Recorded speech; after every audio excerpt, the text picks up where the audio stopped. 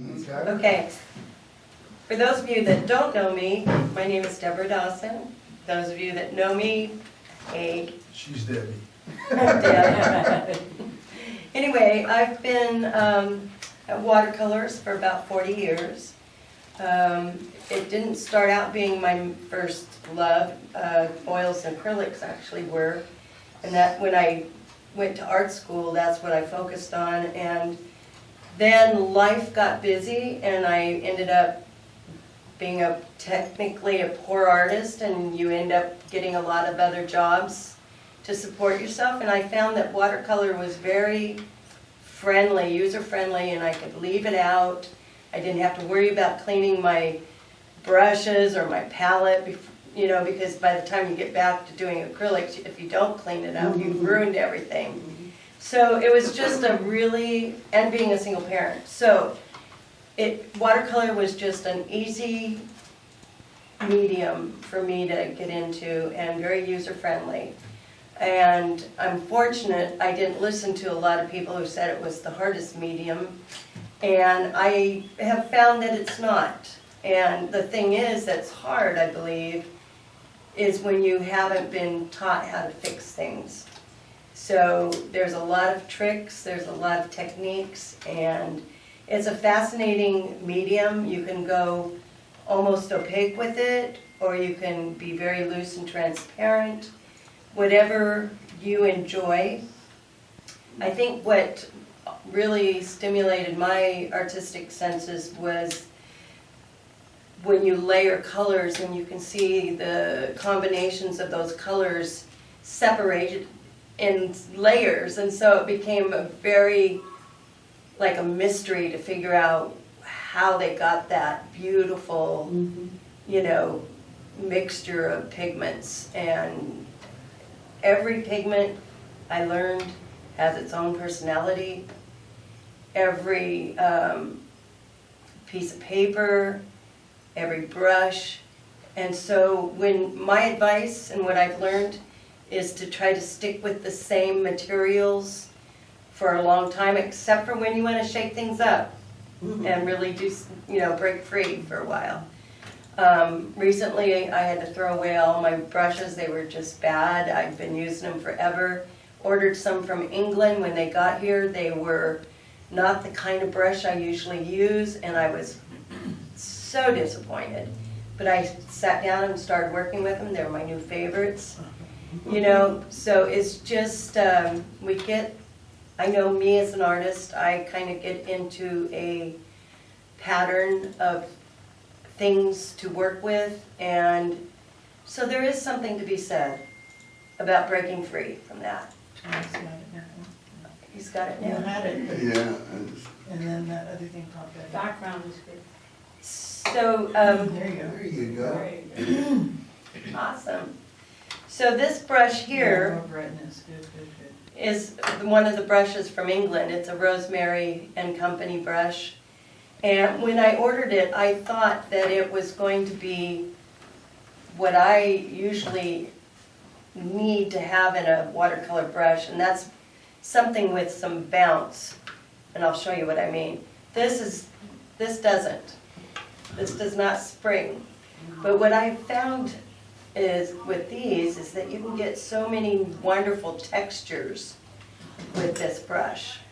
And it actually comes to a pretty good point, and I can even get a fairly nice thin line with it.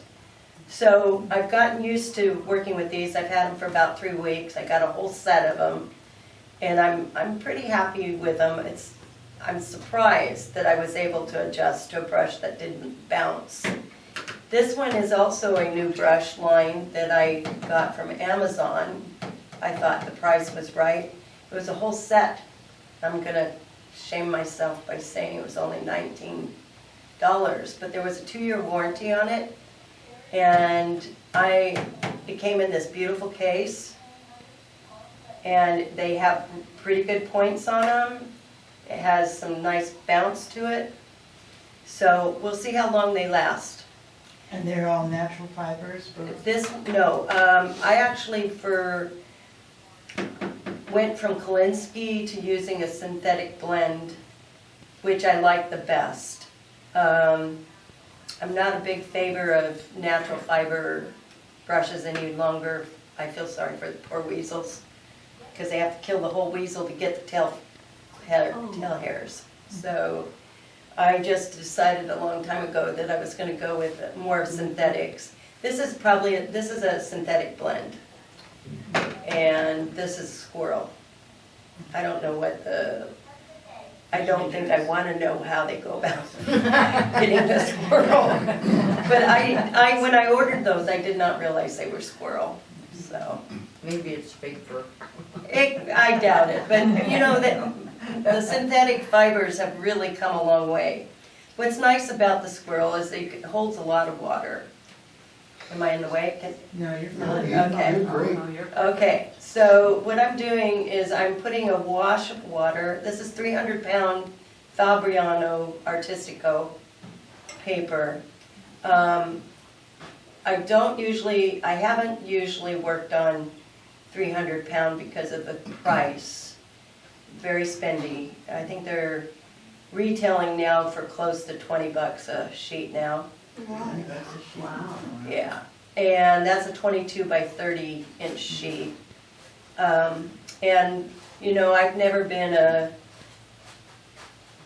I've always had to really be economical with my materials. So I usually use 140-pound rag, always use the cotton, and I love the Fabriano Artistico.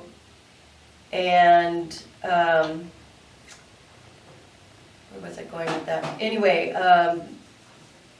but I've recently decided I was worth being able to splurge on myself and use the 300-pound. So that was another learning curve for me. So I'm using cerulean blue right now.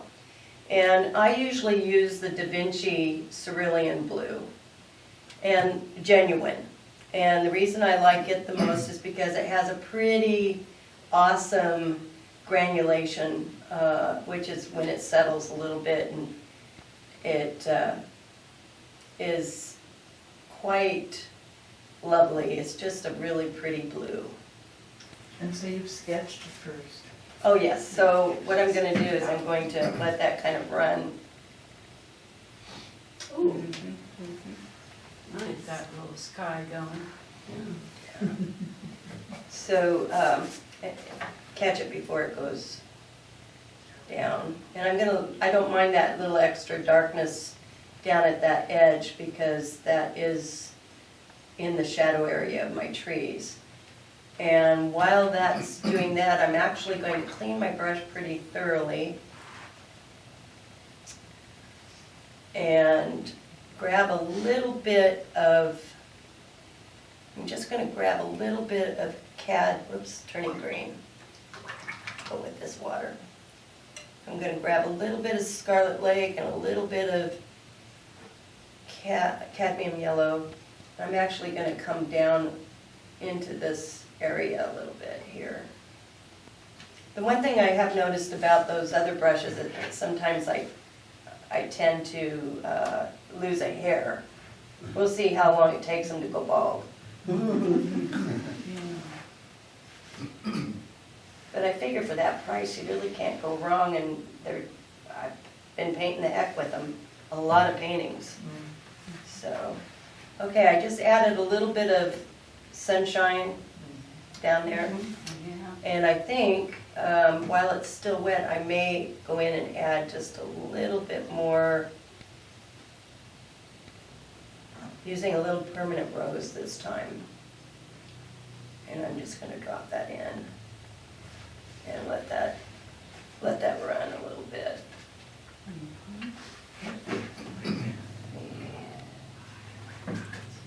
And if it needs help, which it might,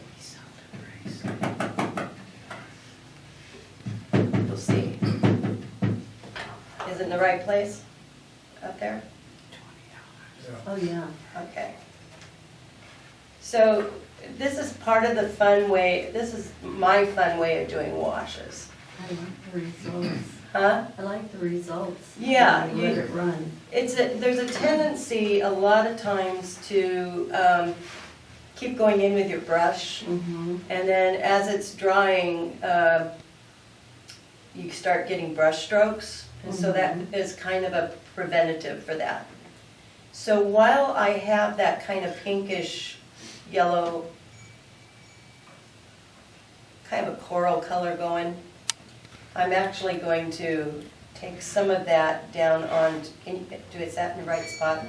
Okay, good. Yeah, he set the whole page there Okay, excellent. So what I'm doing is I'm taking a little bit of that same mixture and coming down here onto my pathway. So I'm just bringing that sunshine glow on down. And I'm actually going to cool it down a little bit as it comes down further away from the sun and onto that path, using a little bit of permanent rose, which is cooler than the Scarlet Lake. And this is just a basic underpainting.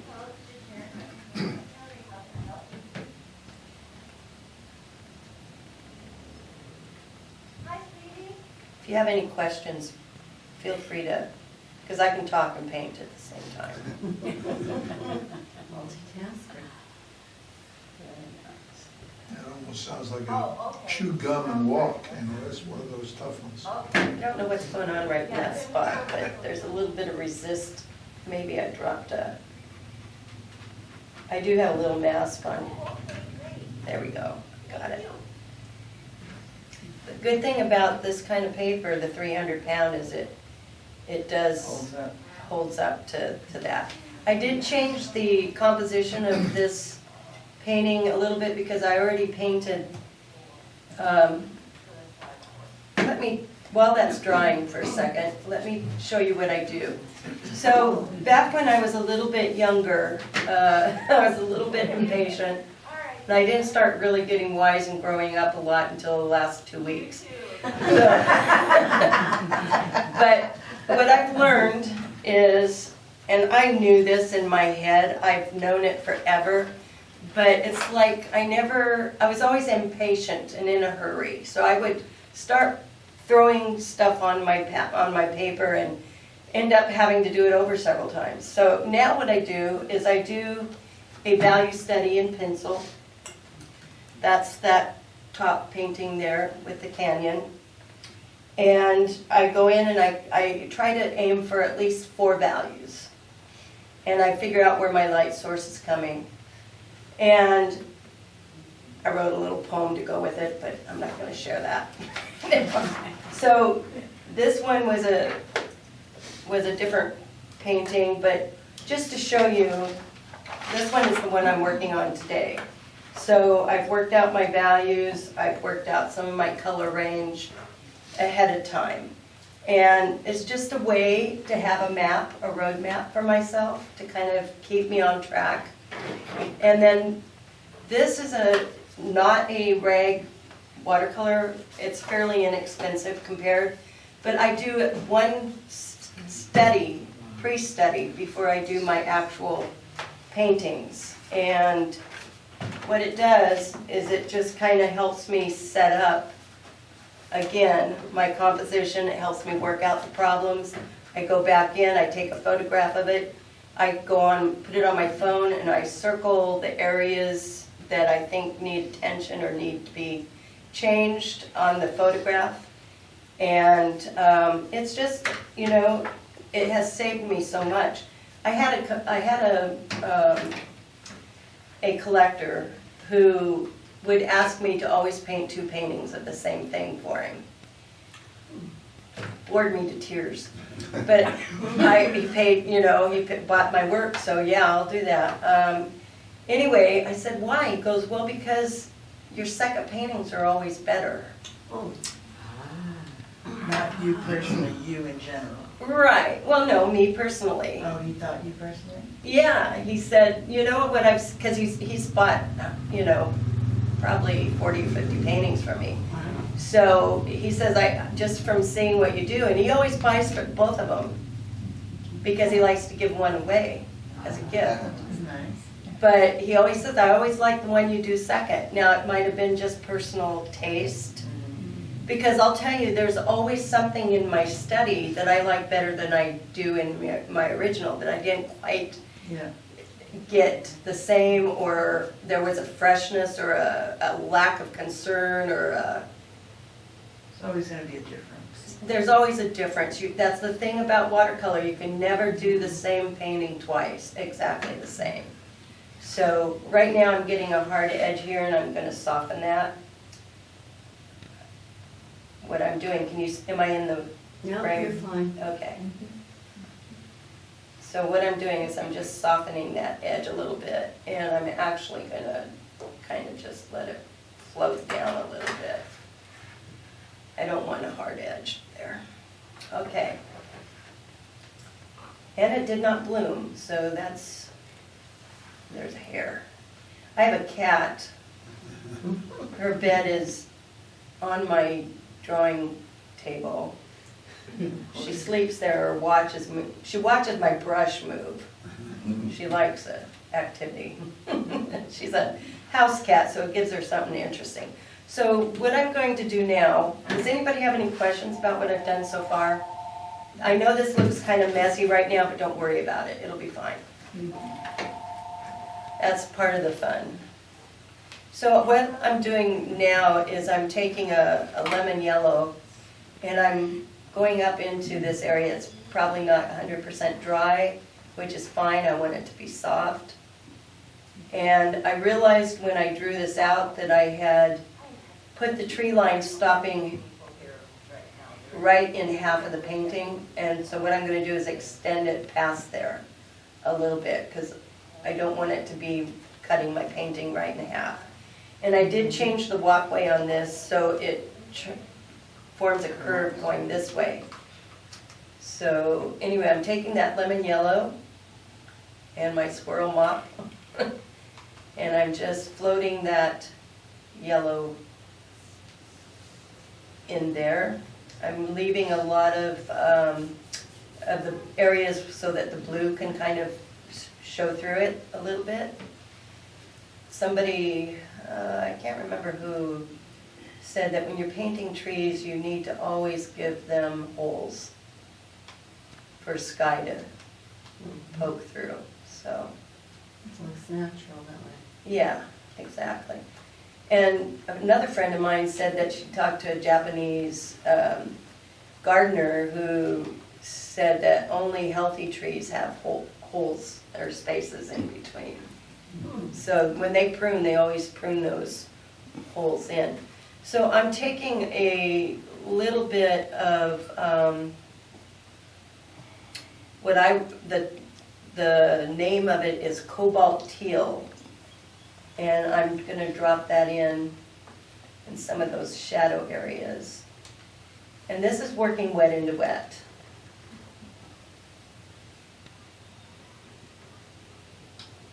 And usually I do not resort to using tube greens. I always mix my greens. And I personally just like the look of mixed greens better. They're not as opaque, and you can get a ton more variety with them. I've always felt like if you want to murder your painting, just use a tube green. Really? Yeah, so the only tube green that I might use occasionally is phthalo green, because it's really transparent. But I never use it straight because it's such a fake looking green for landscapes anyway. You can use it as a good shadow color on a red. So this is what's nice about this brush. I'm going to dry it off a little bit, and I'm going to soften that edge by dragging it down, doing a little bit of dry brush. Gives it a little bit more natural. The more I'm looking at that pink, the more I'm not liking it, but the nice thing about the nice thing about this paper is I should be able to go in and soften that line. Yeah. Just like that. And I'll fix that later. But permanent rose is a staining color, and if I'd let it dry, I probably couldn't have lifted it as easily. So, how's that showing up? Very good. Nice. Okay, good. Thank you, Dave. Well, I see the holes, so that's good. Yeah. So now I'm going in with a little cobalt blue. And cobalt blue is just a really nice shadow color. And I'm just kind of letting it do its thing here. These are pine trees, so by dropping these in like this, it does its little exploding thing, so it almost kind of gives it a pine tree feel to it with the texture that it makes. I'm going to add a little bit of more yellow.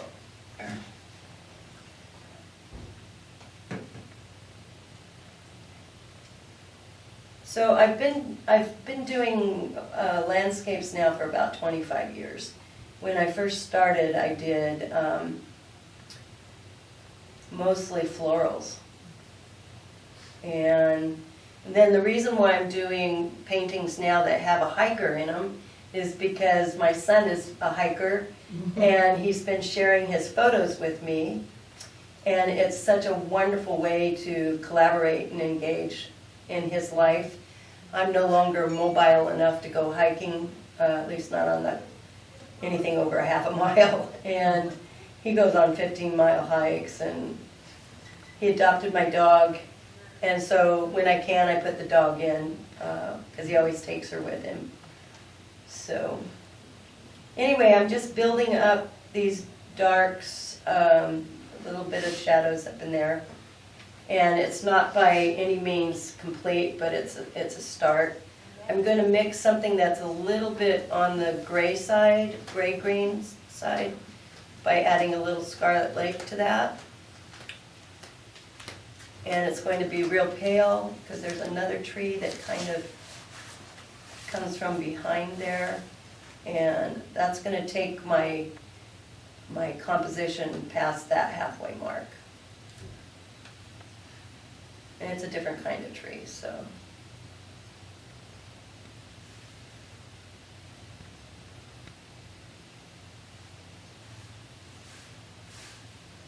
Just a little bit back. It's a little bit on the gray side because I want it to recede. So. Okay. I'm feeling pretty good about that. Now what I'm going to do is I'm going to start on the sagebrush, which is what this foliage down at the bottom and that goes 2/3 of the way up. It's actually very tall sagebrush. This is in Bend, Oregon, and I've added just a hint of lemon yellow to it, and I've got to remember to keep my values light. With watercolor, your paint dries lighter. In acrylics, they dry darker. So usually, depending on the pigment, you can plan on anywhere from a 20 to 40% shift from light to dark, from dark to light when it dries. So I'm going to take just a hint of some permanent rose while that's wet, and just drop that in the shadowy areas.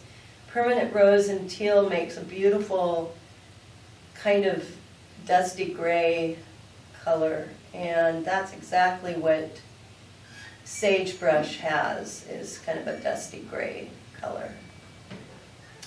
When it blooms, it has tiny little yellow flowers.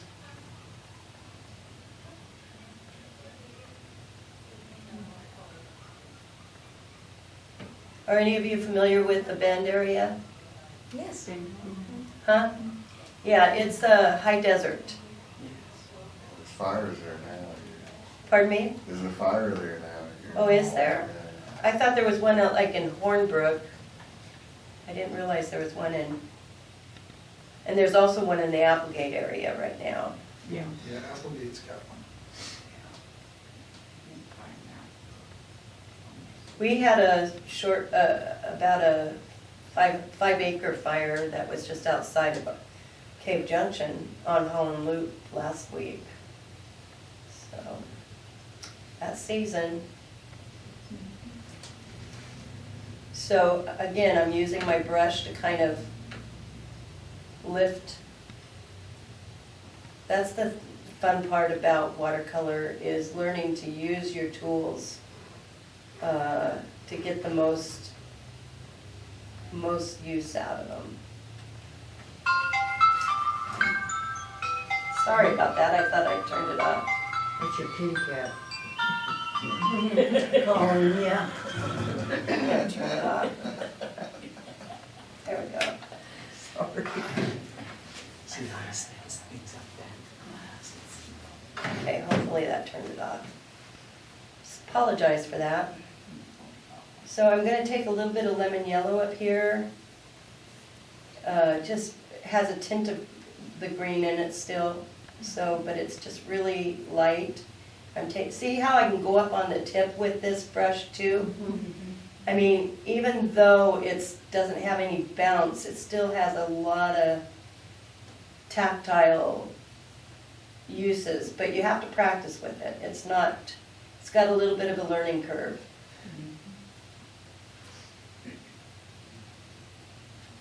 I was so upset, I thought I was gonna have to send them all the way back to England, but I decided to make a go of it. So, glad I did. Again, I'm just kind of going in with a little bit more. And then I'm going to grab a little bit of that turquoise and come down.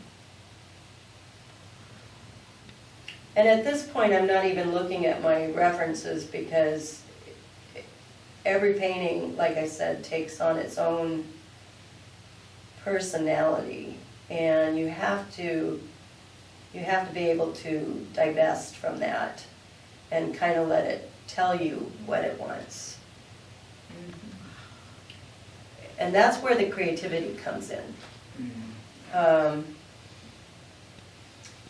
It's kind of easy to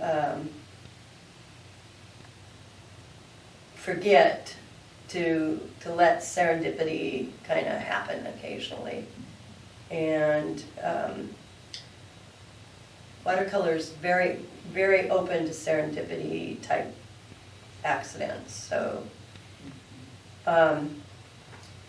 and when you're working with good materials, if you don't like something, it's really easy to lift it out. So I'm going to quickly cover some area over here. This, I'm using a grayed down cobalt teal, grayed with a little bit of brown matter from my brown matter pile here. I actually have a little bit of Prussian in that as well, because I always mix my blacks or my dark browns. I always mix my browns too. I don't use, the only brown that I use is the brown matter. I don't use burnt umber, I mix my own burnt umber, and all my colors are mostly mixed from scratch.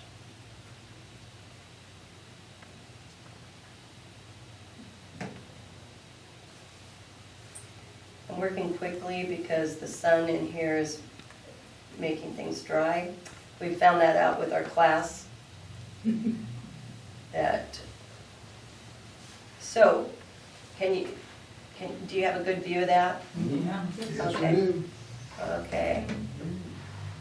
While that is drying a little bit, I'm going to go in and actually start working on putting in some of my shadow values, just because I'm letting other things dry at the moment, and I want some soft edges.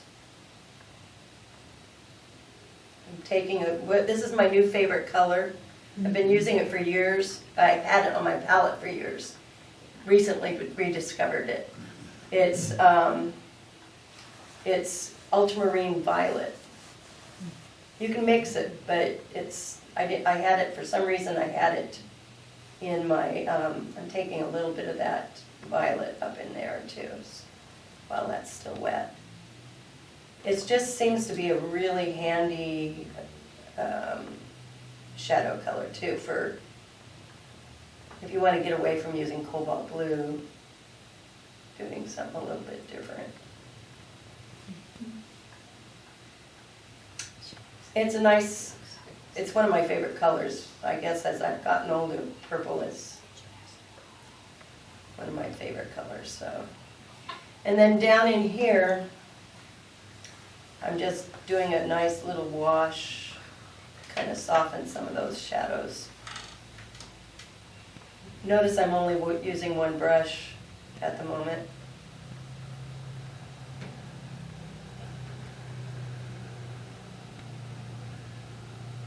Taking a little bit of that violet up in here. One of the things that I've learned over the years is to try to incorporate a little bit of every color around your painting, so it ties in. Design-wise, they call that unifying it. It also creates a feeling of harmony. I'm taking a little bit of that violet up in that corner.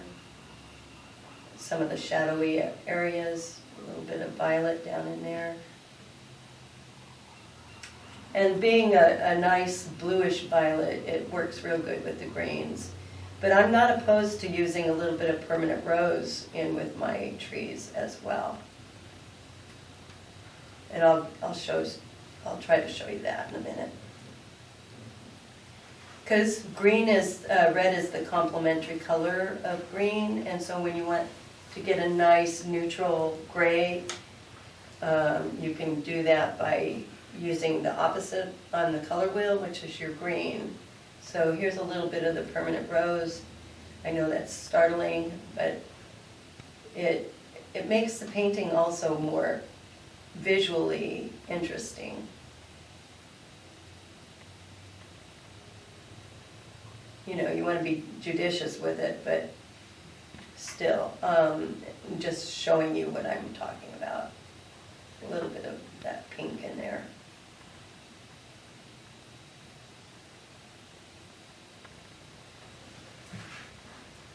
Remember, that's going to dry very light.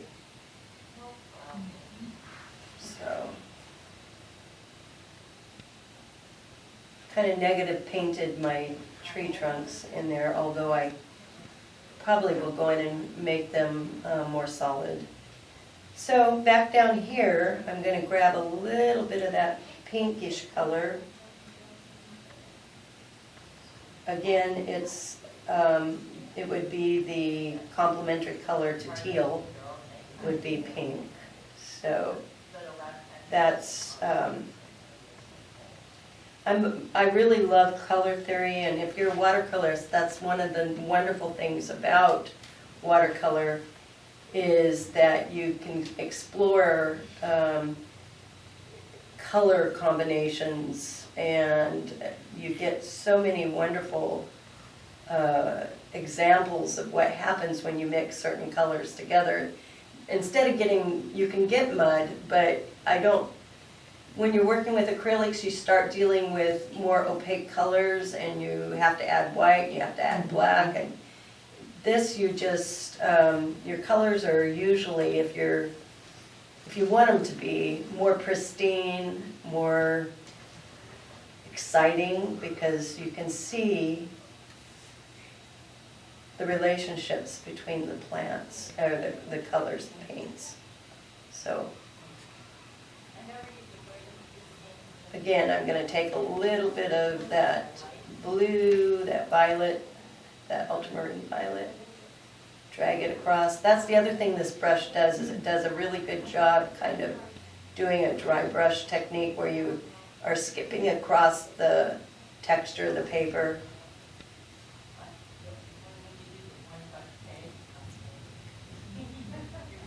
Which can help give the illusion of light. I'm going to go in up here with a little bit of that violet, just real subtle. Kind of in the bend of the road there. And I'm going to actually carve that out a little bit by doing some negative painting.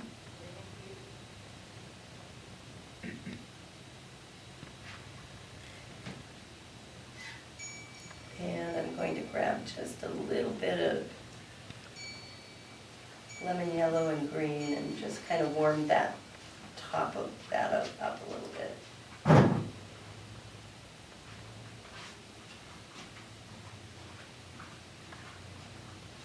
My reference photo for this, some of the sage plants were blooming, and they were tiny little yellow flowers. Now I did use a little mask on this.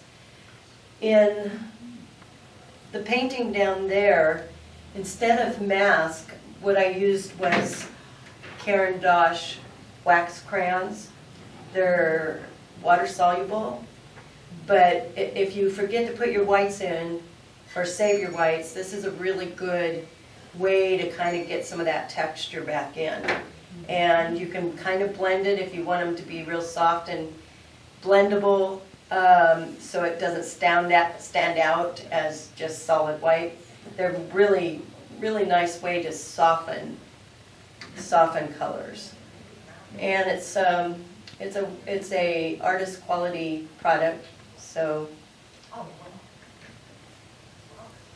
it's just an alternative. I'm going to come in with a little bit more variety up in there. Start to carve some of that out a bit.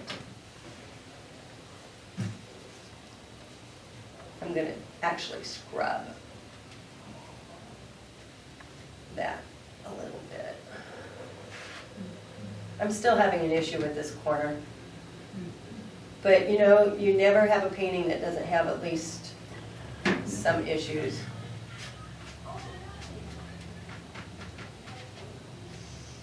But that's where learning to fix them comes in handy. That's wet enough that hopefully that'll be a softer effect, which is what I'm looking for. And so now that I've got most of my base colors in, the process now is just building up the values.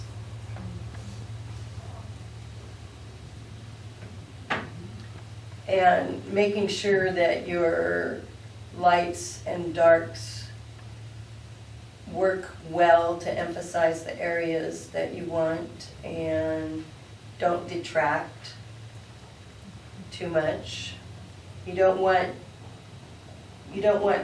darks to overpower. And one of the issues with putting a hiker in there is my son always wears a lot of black, and so I've had to lighten up some of his outfits.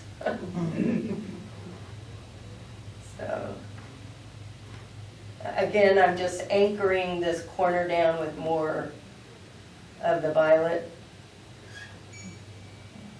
And I'm actually going to make another puddle and come out, and I'm going to actually come down around. And I'm dragging this across to try to capture a little bit of texture on there.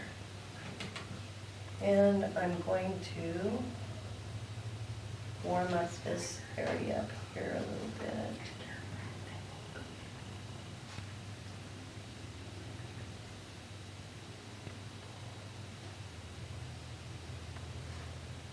Not sure that's what I want, but I'll try it and see.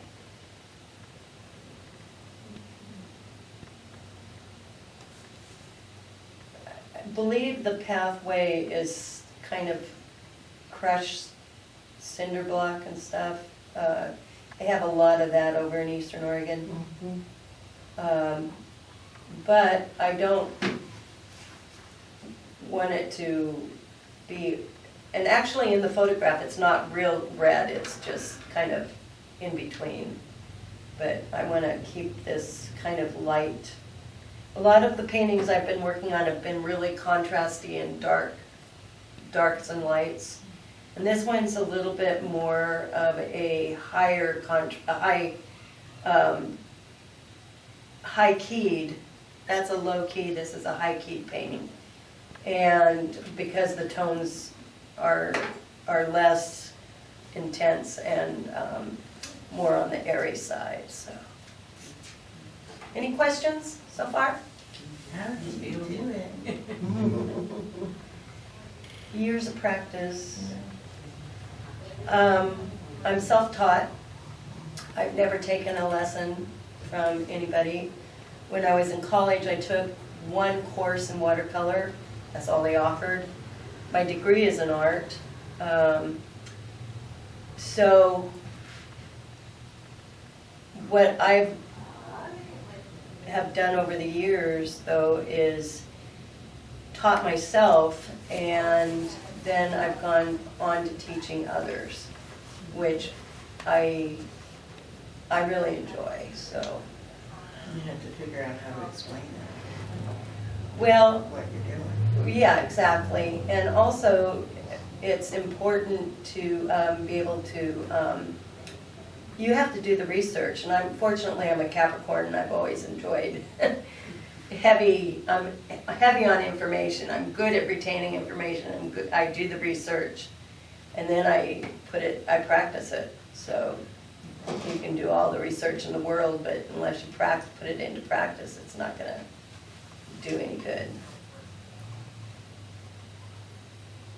The other kind of paper that I enjoy working on is Yupo, which is totally different. It's a plastic paper, and the paint doesn't even soak in, it sits on the surface. And that's kind of fun, but it requires a whole change of mindset. You got to kind of switch gears. Works great with alcohol ink too. Yeah, I never really worked with that. There's a lot of things I've never really, I didn't get off into all the ink things, the pouring inks and stuff like that. I made up my mind in 1988. I decided to totally just focus on watercolor, because I decided if I was going to be any good at anything to the point where I was happy with it, I was going to have to just focus on one medium. And I'm glad I did that. As I've gotten older, I've worked on more, my drawing skills have improved because of the watercolor. I work on my my drawings with my with pencil work. I love doing pencil work. So it's been a wonderful medium. It's helped me grow in so many areas.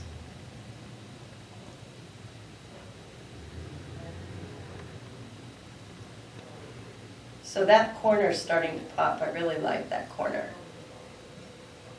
And I'm going to work on the trees. The trees are too close in value to the rest of the painting, so it still needs to be quite a couple more values of darker. And with color, a lot of people don't realize it, but color has its own value. So when you're working with color, you have to think in terms of value as much as you do in terms of color. And in fact, your values are actually almost more important than your colors in some ways. Because that, especially if you're working, I mean, if you're not working realistic, you still have to think in terms of values. But if you are working in realism, they're even more important, because that's the way you get your, that's how you get your make it look dimensional. There, I'll get the word in. But that's how you get it dimensional, is by getting those values in. It's the light and the dark of things that really makes stuff pop. So I'm just, and I'm going to take more of this over in this area. Again, I'm leaving a lot of holes in it. But you don't want to leave so many that it looks polka dotty. Is it starting to look polka dotty? Okay. So that's one of the things you kind of have to watch out for. Human beings, as human beings, we tend to put things in, we tend to pattern things. We want two columns on the front of the house. We want staircases to be, we want things to be balanced and equal. And as an artist, especially landscape artists, you have to learn to work against that tendency to want to, you have to break that mold. So what I'm going to do now is I'm going to take a little bit of that Scarlet Lake and mix it with that teal. That's going to make a gray. And there's some, I might switch to a different brush.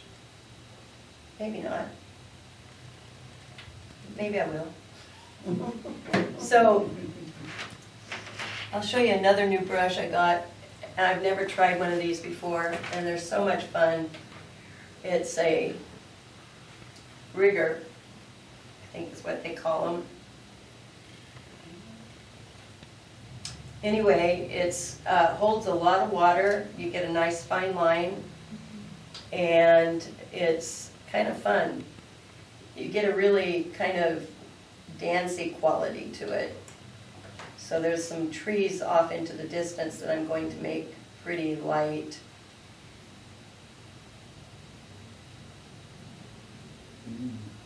And it just helps to kind of give a realistic, a little bit more teal with that. So the difference between a turquoise and a teal is, the cobalt teal tends to be a little bit more of a natural looking color, in my opinion. So I'm just going in there, breaking some of that edge up that I didn't like before, with a little bit of trees kind of off in the distance.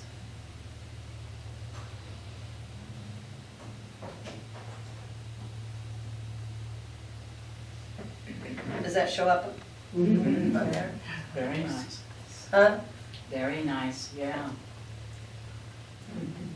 So what that did was that just softened that line area, and what's nice is it has the pink behind that color, so it kind of helps it pop a little bit. And what's nice about this brush, so I just loaded it with a dark gray, warm gray, and I'm going to put in a branch or two. I don't know, shouldn't do that yet, it's still not dry. So I'm just in some of the places that are drier. Well, I'm glad I'm not the only person that did that. And anytime you overdo, you just dab it a little bit and it'll soften it right up. If you think it's too strong, just dab it, and that'll take that value down just a bit. It didn't really hurt that I put that little bit of dark in there. Actually, I'm going to maybe put in a little bit of shade. Use a little bit of that brown. Happy accident.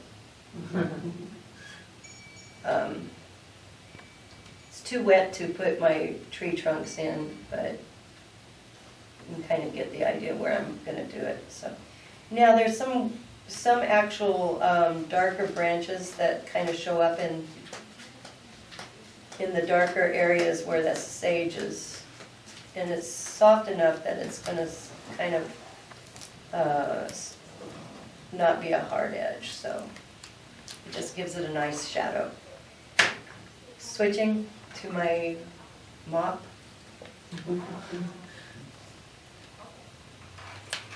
If you guys get bored, let me know and I can stop anytime. Dance on the table or something. So I'm taking a little bit of that gray that I just mixed. You know, there's companies out there that have made a lot of money off selling colors like neutral gray and different kinds of gray tones. The famous one is the Payne's Gray. Payne's gray is one of my favorites, but I always mix it. I always, yeah. And that's just ultramarine blue, alizarin crimson, and a little bit of, in the old days it was viridian, but now I would say probably phthalo green. But yeah, no, I always mix those colors now. And you get such a nice variety because your colors vary. So learning to mix your colors is, I think, one of the most important skills you can give yourself if you're interested in becoming a watercolorist. And I'm going to get more of that violet.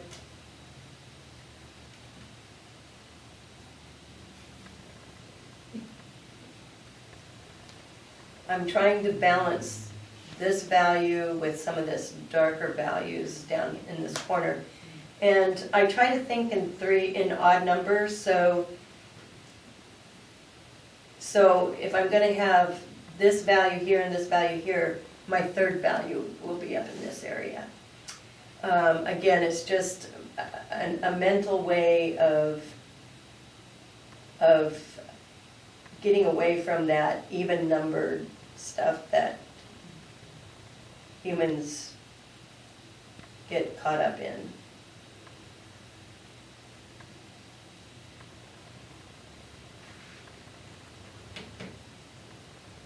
Okay, let me think what I need to do now.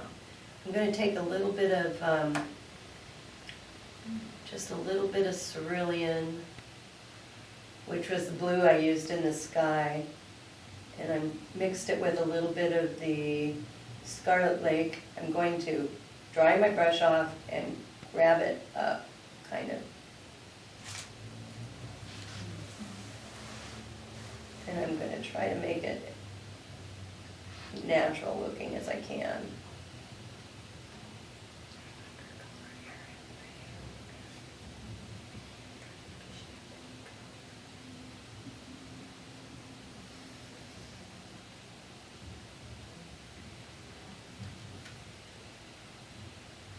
Okay, and I'm going to take a little bit of that same color. I always loved the color sage. When I first got into doing landscapes and florals, actually, what was interesting, what was a nice challenge for me was coming up with how many greens I could come up with. And one of the funnest greens to try to figure out was a silver green, which, you know, our manzanita has kind of a silver green leaf, and sage has that silver green. So I'm going to soften some of that. That looks a little bit. Come up. I'm trying to be a combination of loose and, oh, that looks, I like that. So, as soon as that stuff dries, I'll take off the mask because I'm at a point where, I didn't use, like I said, I did not use any mask on there, so, on that one. So this one's gonna be just a little bit different. I'm gonna go in and put a few more extra darks in here.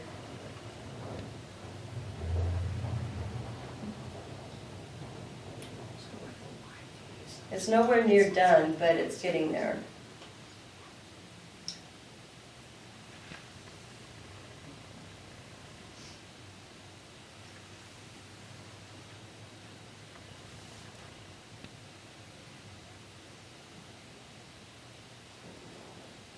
I guess I could start on the human while that's drying. Actually, the hardest part of the whole painting is the person.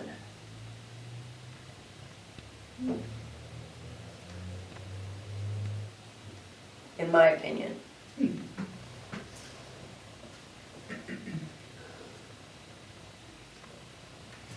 Okay, so I'm going to switch to a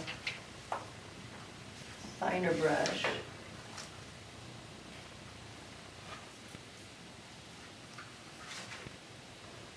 This brand is called Fumui.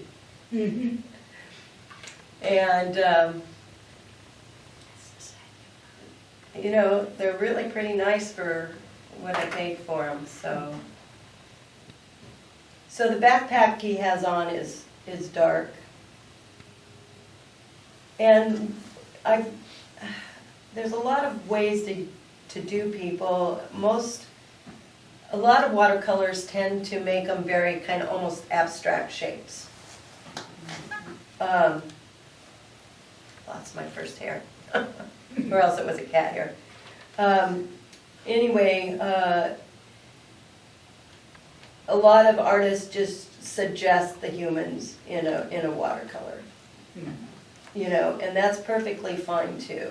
But I have a specific human in mind, and he's a little bit more the focal point, so I'm being a little bit more careful with how I handle him. And so what I will do is probably change the pants a little bit to maybe a denim. And if I don't like that, I can make them black. But at least I'm getting the shape in there at this point, and I'll tell you, the hardest thing is drawing the shape right, getting the... You think the arms would be the Oh, hardest? believe me, I have struggled with the hands on this particular, because he's got his hands down. Yeah, the arms would be And skinny. Yeah, well, he's very muscular. He's a weightlifter, and he's got muscles galore, so I have a tendency like that one, he's a little bit on the thin side, but the one in this figure is probably more accurate. But it's a new thing for me to actually, it's fairly new for me to be doing life other than animals in my paintings. But you know what? You're never too late to grow. In fact, and I think it's vital as an artist to stretch yourself, do something that maybe does make you uncomfortable. I'm going to do a little bit different technique on this one. I'm putting my shadows in first.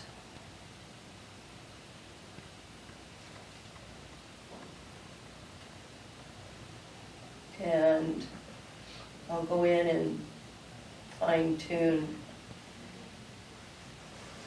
the figure later.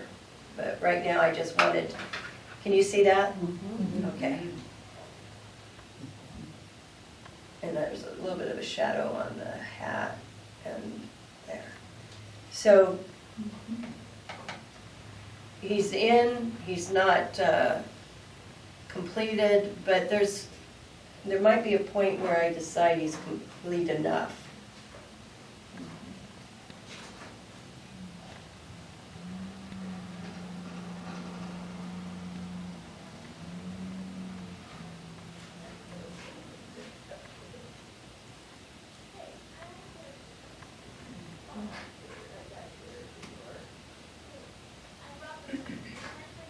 A little bit more shadow in there, I think. So what I'm doing is I'm going in with my dark mixture, which is my Prussian blue and brown madder, which makes a wonderful shadow color. Dark black if you need it.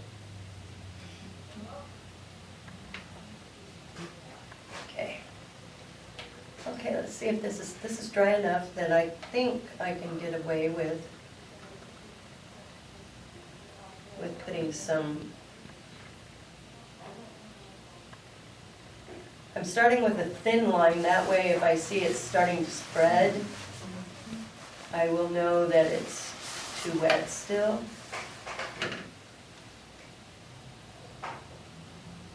It's easier to go slow and check that before you go in and then decide you shouldn't have done it.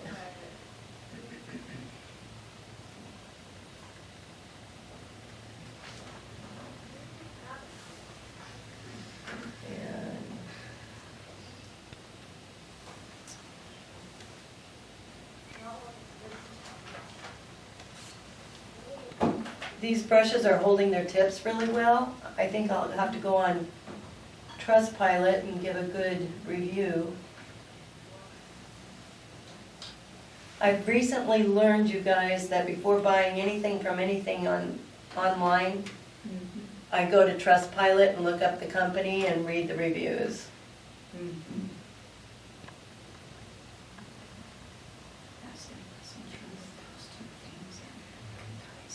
I didn't do it on the brushes. I read the fact that they had a 2-year warranty on them, and that's more than most brushes, so I thought, okay, give it a try. I'm going to go in with a little bit thicker trunk over here.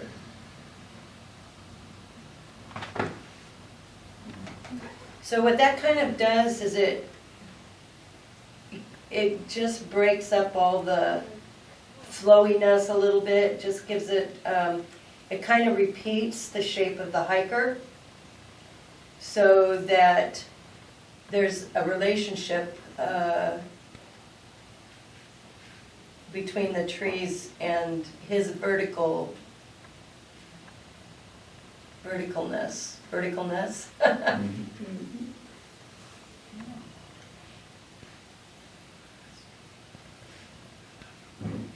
Now the thing to watch out when you're painting trees is not to space those out evenly. Break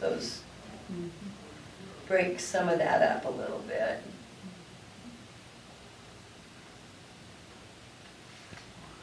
And then we've got this, let me see how. So what I'm going to do for this one is I'm going to nice thin line with this brush.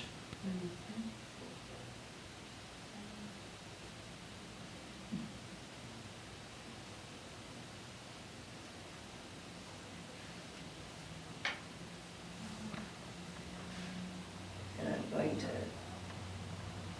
widen that out a little bit down at this end.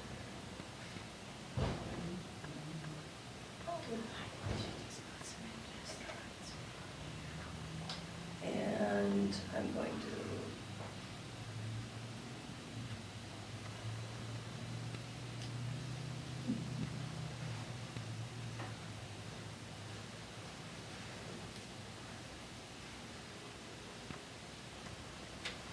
Now, another brush that's real good for that is what we call a liner brush. And this was sent to me by Rosemary and Company in England. And when I do tree limbs, let me get it soft, had paint in it. Sometimes I will just do a real loose kind of thing with my liner brush because I want to break it up. I just don't want it to be too similar. So that's, you know how when you look at trees and you see all those tiny little twigs? I spent the longest time trying to draw all those little twigs in. I found by doing this, you get the same effect.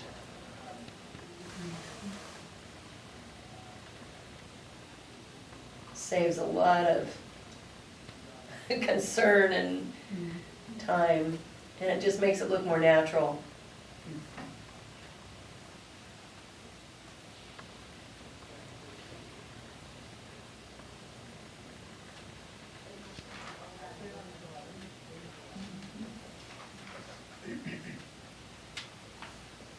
Actually, I'm gonna make those branches a little bigger. So, okay.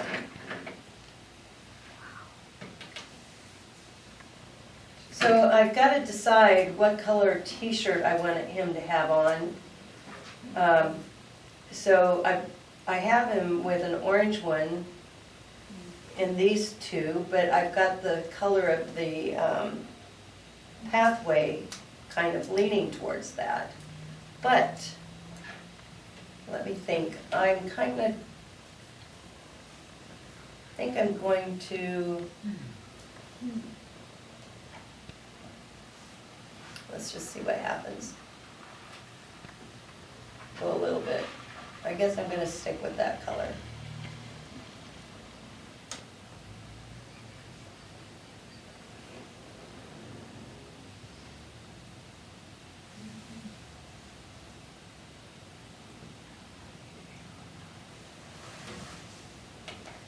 Now, interestingly enough, that pathway is almost the color of flesh too. So maybe I'll make him a little tanned. Let's see.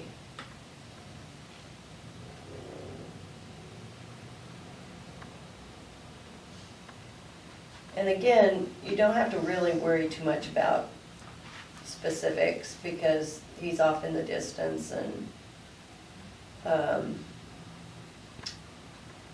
am going to make his under the hat darker. And I think a little bit more red down in here.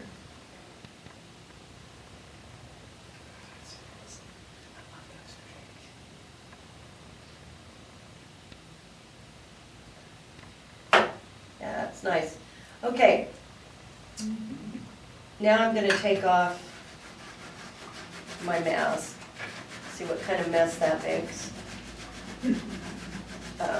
I don't often use masks just because sometimes I think it has an artificial or just doesn't look natural, it's globby. So this is obviously going to need some work. I do have a rubber cement pickup tool, but I left it at home. So I'm using it the old-fashioned way here. She even makes that look good. I said, you even make that look good. You're too kind. Well, it looks like leaves and stems and sticks. Yeah, that's what I'm trying to say. Thank you. I spoiled you as wheat. No.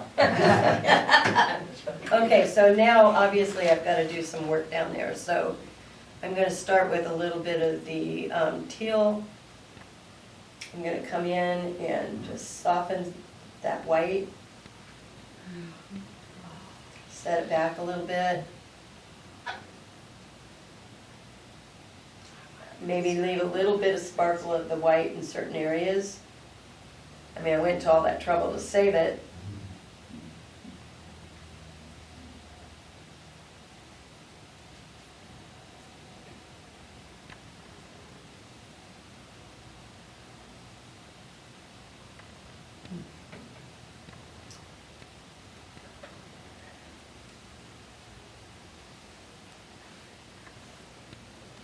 So the other way to do this would be with my favorite thing to do, which is negative painting. But I didn't feel like that was something that doing a demonstration of, because it's time consuming. So I'm going to take a little bit of that Scarlet Lake and warm up some of those spots in there just a bit.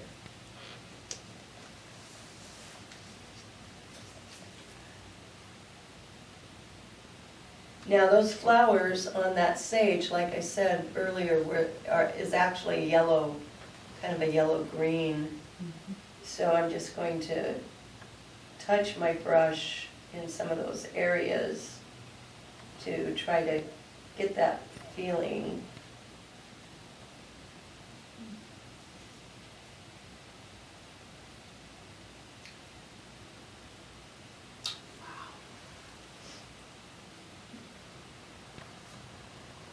They're really tiny little flowers, so you would not see them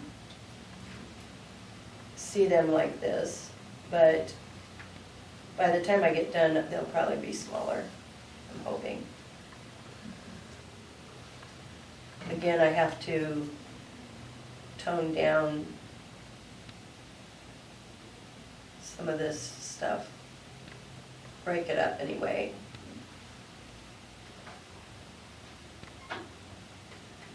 So if you were interrupted and had to come back to your process, would you just put another wash over and start? If I need to work wet into wet, yes. Well, if it dried, because you had to. Oh, if it dries, this is part of the dance of watercolor, is knowing, and when you're working on 140, it's completely different from working on 300. 300 holds more of the moisture. So the reason I work the whole painting is because I know where one area has to dry more before I can introduce more colors to it. Because if it's damp, it'll spread, and if you want a finite shape, you have to have it on drier, like the tree trunks. So no, unless I'm redoing a sky or redoing an area, just going in and working with a brush full of water in certain areas is fine. I don't have to wet the whole thing. And you mean to wet the whole thing, I mean to put a wash on the area that you're going to go then and put more detail into. Do I put water on first? Yeah, do you? No. Okay. No. Layering is when you, as opposed to wet into wet, layering is putting one layer of color on top of a dry layer of color. If you want to infuse it so that it blends, then you put wet into wet. Mm. That's how you get the softer edges, softer amalgam, More mixing. translucent. Yeah, that's how you get the more blended colors. When you're putting wet paint on dry paint, you're going to see a certain amount of that layer that was below up through the layer you're applying, whereas when you're putting it wet into wet, it mixes. And you might get, if you have a yellow layer that's wet and you're putting blue on top of it, you're going to get green. You will still get the illusion of green if you put yellow, let it dry, and then put wet blue on top. You will get the same illusion, but you'll get a different texture, a different look to it. So good to be trying both and stuff. Yeah, oh yeah, you should always, and I've never painted a painting that didn't have a little bit of both in it. That's why learning all those techniques and practicing them, because the other thing about watercolor that's important is speed. I think you have to build your confidence up enough to where you can work quickly in some areas and know when you don't have to. So you have to practice your techniques. You have to use them a lot, I think, to feel confident with them. And you know, I paint almost every day. I have for about 40 years. There's been rarely have I gone more than 3 or 4 days without painting.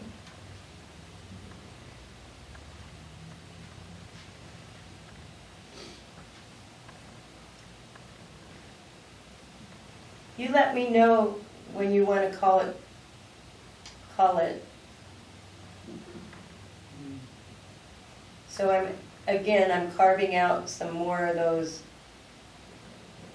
bunches of sage, separating them out a little bit. Dry brushing it up a little bit to just give it a softer edge. A little more texture. I'm actually going to dry brush up in there. So, dry brushing is when you're using a damp brush on dry paper. And the hills and valleys of the texture of the paper actually, you skip over the little valleys and it makes a texture. So when I talk about dry brush, that's what that is. Dry brush is a wonderful way to do running water in rivers, oceans, sparkles on ponds, lakes. Because you're basically just touching that upper lid. or Right, covering so you're that leaving a upper lid. sparkle.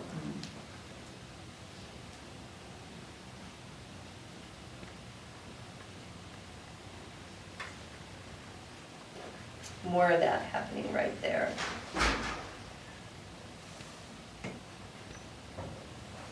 It's a fun technique. I did a whole painting of a river, a cascade over a log and a river, just all in dry brush. And it's a lot of fun. It's hard on your brushes though. I would recommend using it mostly cheap brushes or older brushes for that technique. Not your $50 brushes.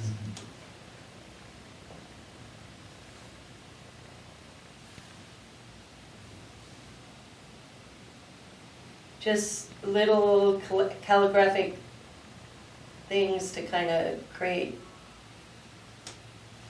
breaks in what would ordinarily be a boring stretch.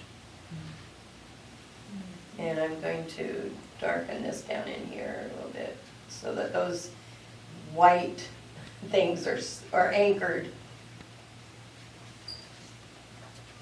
Okay. I'm going to just really quickly kind of break up this space a little bit more underneath these trees. Add a little bit more value difference between his hat and the bottom of that tree. So what I did was I took a phthalo blue and I'm just kind of going in along the edge there to cool down some of those shadows to make them recede.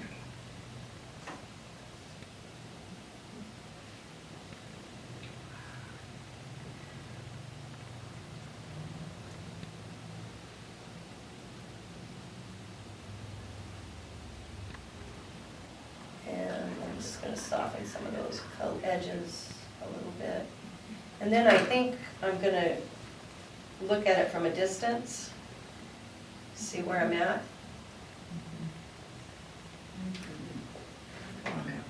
You wanna hold it for me? Sure. Okay. Okay, yeah, so I see there still needs to be some definition between amongst the sage. But for the most part, it's doing really pretty good. Thank you. You guys want me to keep going, or are you done? Keep going? Okay. Whichever you feel comfortable with. Right. Well, it's up to you guys. I don't want to bore you to tears. So I'm going to come in and I'm going to, it's up to you guys. It's not So- boring. It's very amazing, like, somewhat incomprehensible. I'm trying to make it, No, you're doing a great job. Okay. It's just that, having. it's a foreign language, isn't it? Having painted, I mean, now it is foreign language, so you've got quite the vocabulary. Thank you. So what I'm doing is I'm trying to define that top edge of those mounds a little bit by pulling out those trees just a little bit further.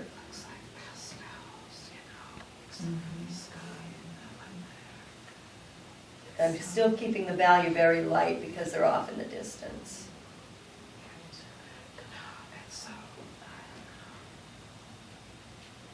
I keep seeing lines up there and I realize they're pencil lines.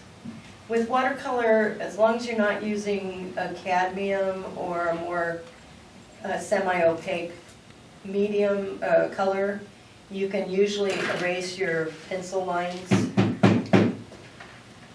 after you painted, so that's kind of a nice thing to know. And I'm actually thinking at this point, see, as I work, my head's always working. I'm going to go in with a little bit of permanent rose down in here. What that's going to do is that's just going to kind of gray that green down a little bit so that it recedes. You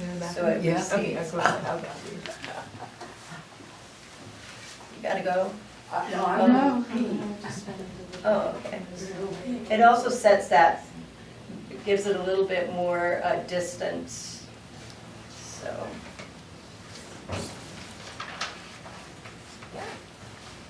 I'm grabbing one of my favorite reds. I do not like cad red. One of my favorite reds is Scarlet Lake. And what I like about Scarlet Lake is it is a semi-opaque. It's non-staining, it's more light fast than most of your reds, and it's non-toxic, whereas the cadmiums are. So I'm actually going in with some of that Scarlet Lake in a very light form, going right over some of that purple in the center.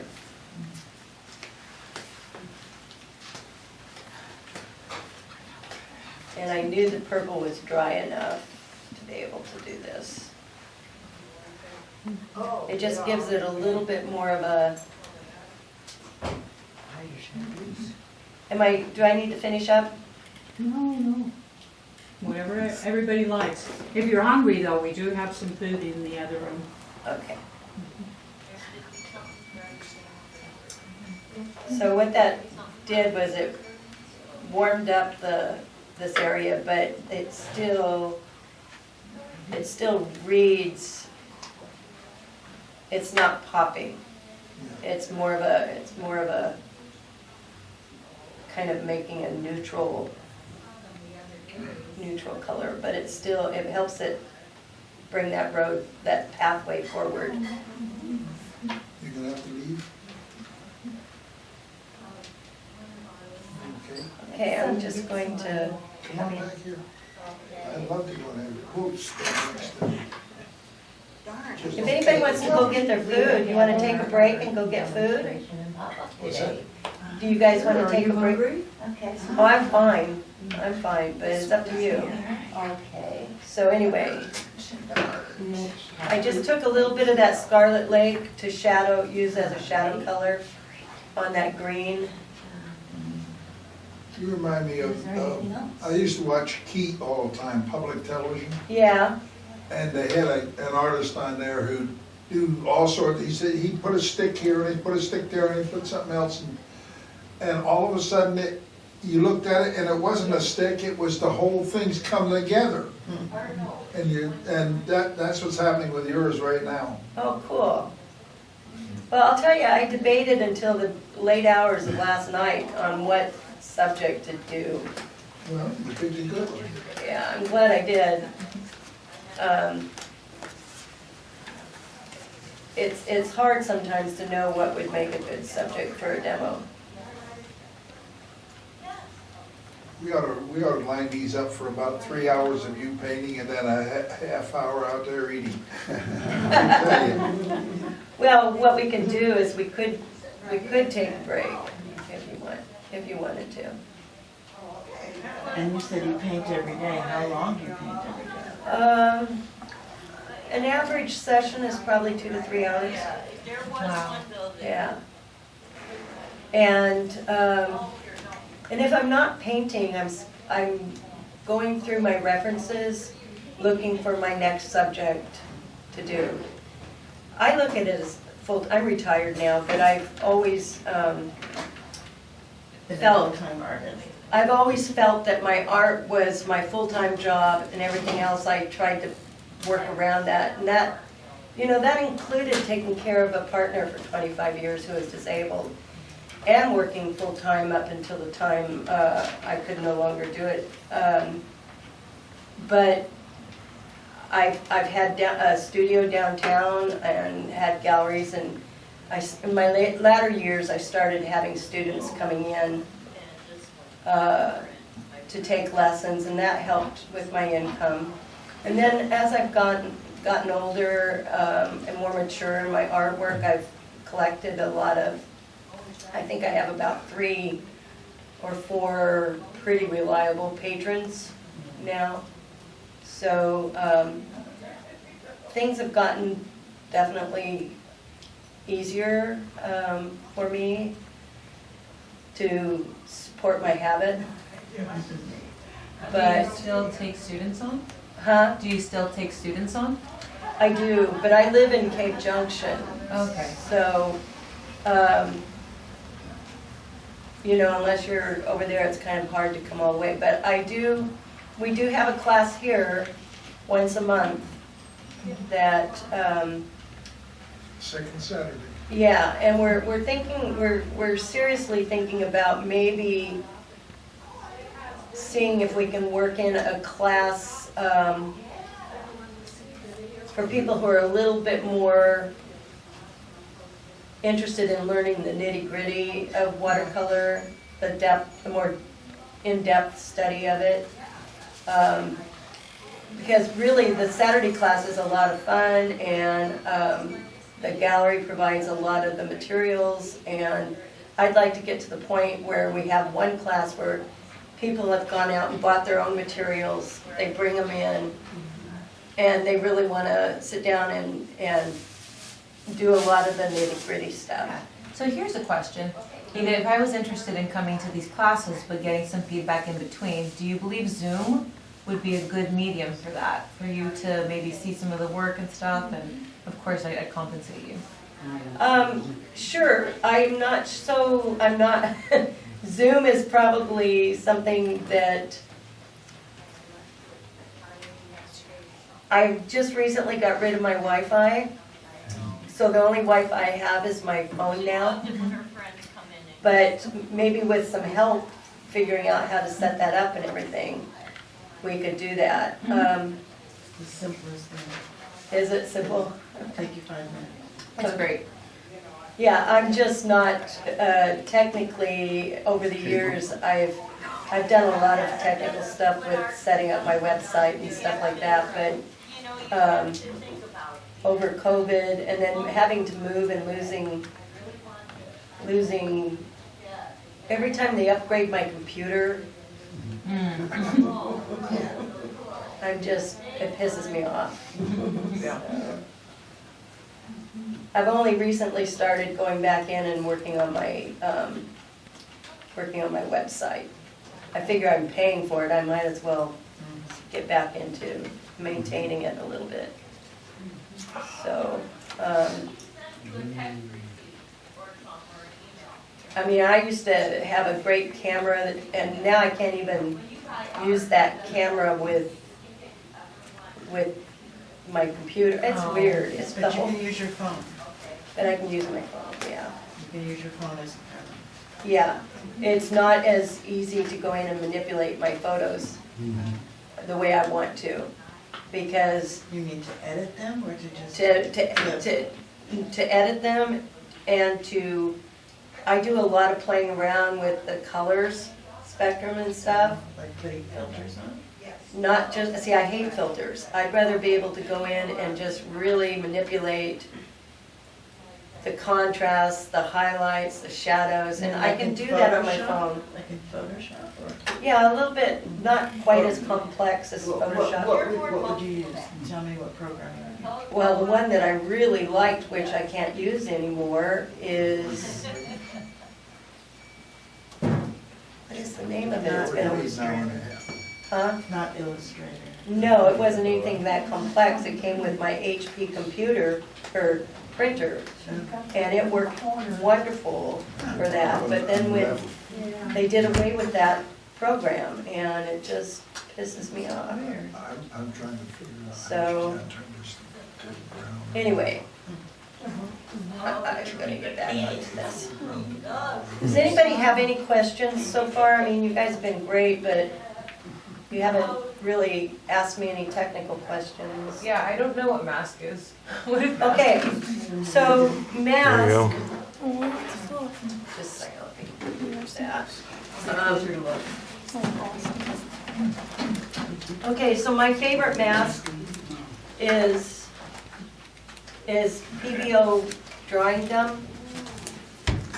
And you never want to buy this in a big jar. You don't want to buy any large container mask because it will not last.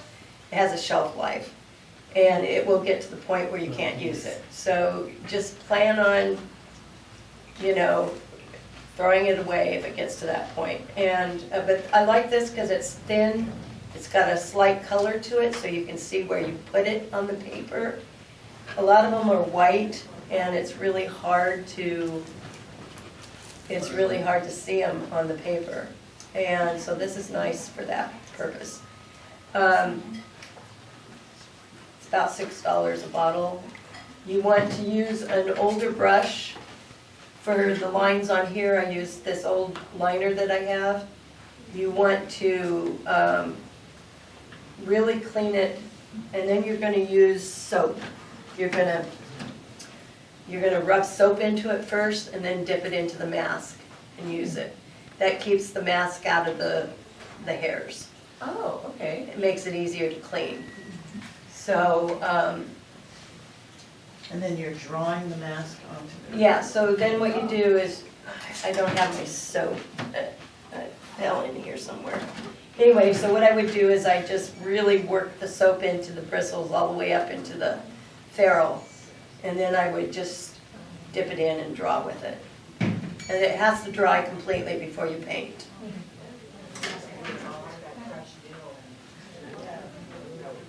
I'm coming in and just toning down, varying that yellow a little bit. You don't want, it doesn't have to all be the same color. That's what I love about watercolor, is it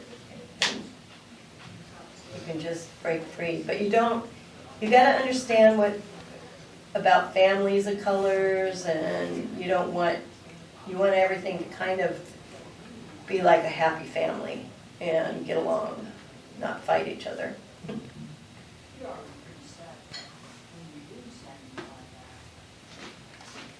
And I have to go get some salad. Yeah, I think I'm gonna let this stop at the moment.